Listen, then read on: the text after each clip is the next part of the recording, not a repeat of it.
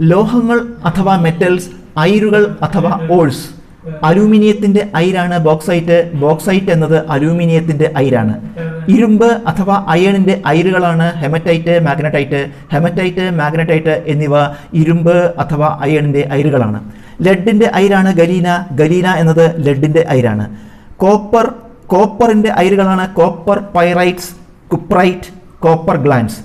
Copper pyrites, cuprite, copper glance എന്നിവ കോപ്പറിന്റെ അയിരുകളാണ്.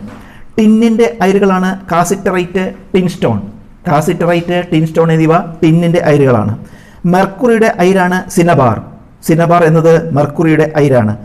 സിങ്കിന്റെ അയിരുകളാണ് കലാമിൻ, സിങ്ക് ബ്ലെൻഡ്.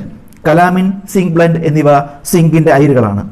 മഗ്നീഷ്യത്തിന്റെ അയിരുകളാണ് മാഗ്നസൈറ്റ്, ഡോളോമൈറ്റ്. മാഗ്നസൈറ്റ്, ഡോളോമൈറ്റ് എന്നിവ മഗ്നീഷ്യത്തിന്റെ അയിരുകളാണ്.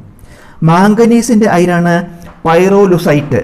പൈറോലുസൈറ്റ് എന്നത് മാംഗനീസിന്റെ അയിരാണ്.